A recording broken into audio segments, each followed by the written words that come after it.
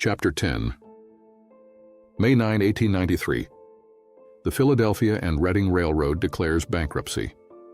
It's one of the largest railroads in America, and its collapse triggers a cascade of failures across the entire industry. Within weeks, panic sweeps through financial markets. Banks fail, unemployment soars, farms foreclose. It's one of the worst economic depressions in American history. President Grover Cleveland faces a nightmare scenario. The U.S. Treasury is running dangerously low on gold reserves. This matters because America is on the gold standard. Every dollar in circulation is supposed to be backed by actual gold in government vaults. If the Treasury runs out of gold, the dollar becomes worthless.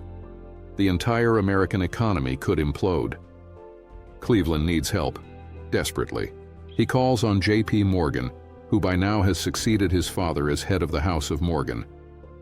Morgan understands immediately. Only one family in the world has access to enough gold to save America.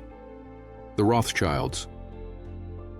For 3 decades, the Rothschilds have been strategically investing in gold and silver mining operations around the world: South Africa, Russia, Australia. They control more gold than most governments. Morgan negotiates a deal that saves the American economy.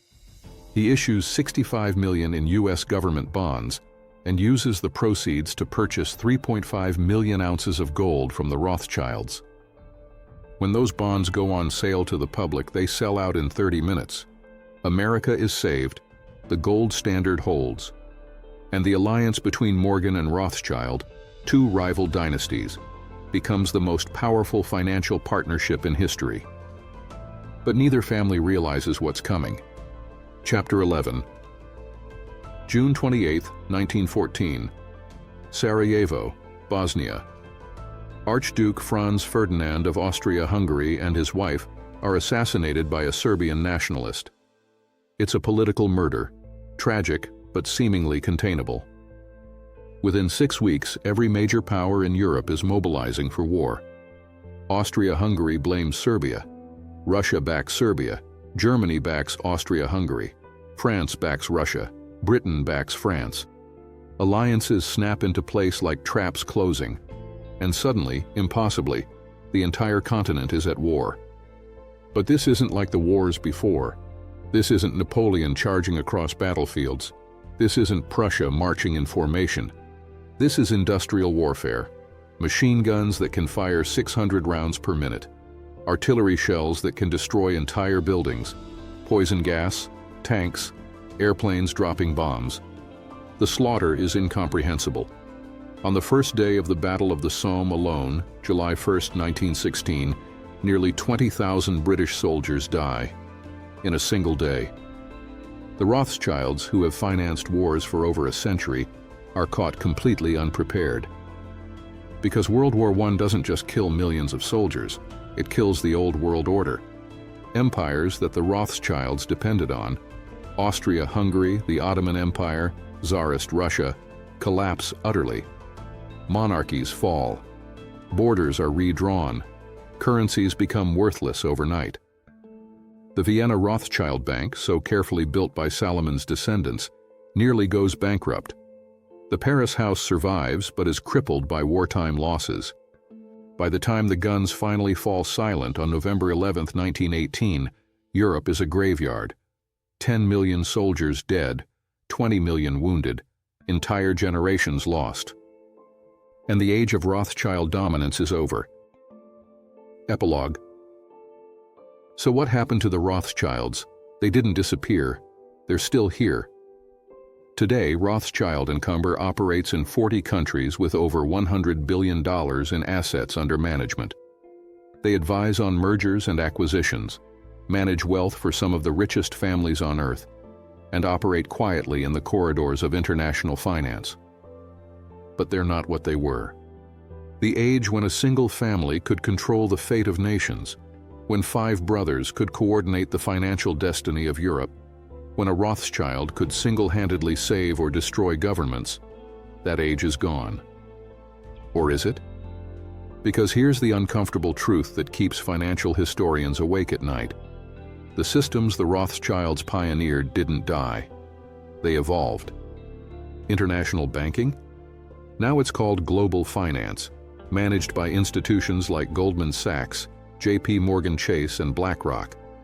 Firms that coordinate investments across borders, just like the 5 Rothschild brothers did. Currency exchange networks? Today we call them foreign exchange markets, trading $7.5 trillion daily using the exact principles the Rothschilds invented. Information speed equals profit. Government bond markets? They're bigger than ever. Nations still need to borrow money. Banks still underwrite those bonds. The game hasn't changed, only the players' names. Private communication networks giving certain players information advantages? We call that high-frequency trading now, where algorithms execute trades in microseconds based on information most investors don't have yet. The Rothschilds didn't invent greed or ambition. They invented something more lasting, the architecture of modern finance. And maybe that's the real story. Maybe the question isn't what happened to the Rothschilds, but rather, how much of our financial system is still built on foundations they laid 2 centuries ago? Consider this. In 2023, Rothschild & Co. advised on $170 billion worth of mergers and acquisitions.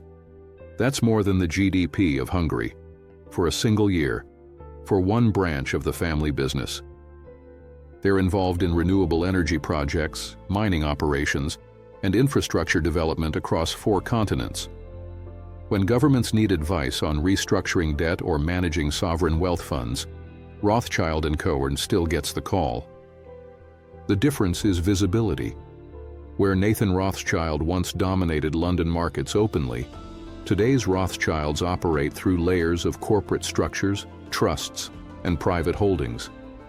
The power is quieter, more diffuse, harder to track. Some conspiracy theorists will tell you the Rothschilds secretly control the world economy. That's nonsense. Romantic, dramatic nonsense born from anti-Semitic stereotypes and a fundamental misunderstanding of how modern markets work. But here's what's not nonsense. The Rothschild family understood principles about money, power, and information that remain true today. They understood that wealth alone isn't power, coordination is power. 5 brothers working together beat 50 competitors working alone. They understood that information speed matters more than information quantity. Knowing something first, even by hours, creates enormous advantages. They understood that trust is a currency more valuable than gold.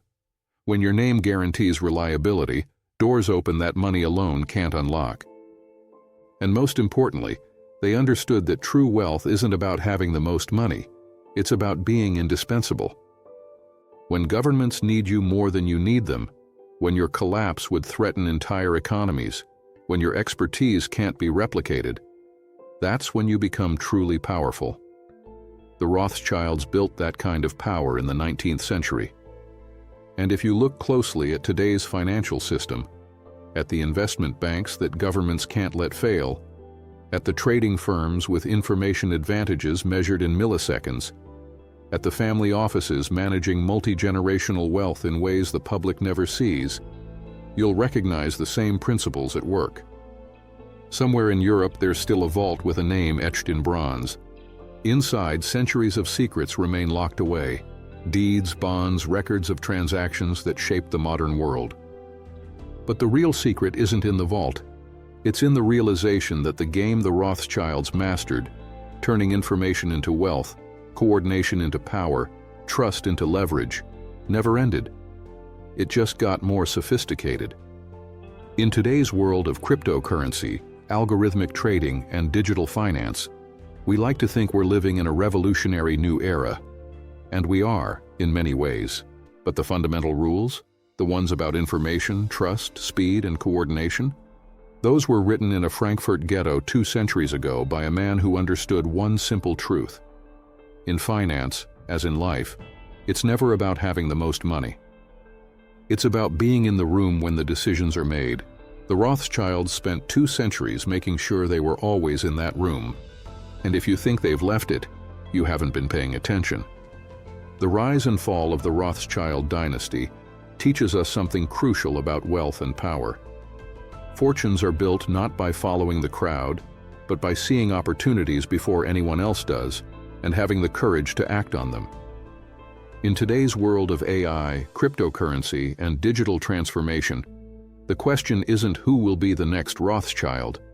It's whether you'll recognize the opportunity when it appears, or whether you'll be the one wondering how others got so far ahead. Because somewhere, right now, someone is building the next empire. They're coordinating with partners across borders. They're moving faster than their competitors. They're becoming indispensable to the systems that matter. The game never ended, it just evolved. And the only question that matters is, are you playing?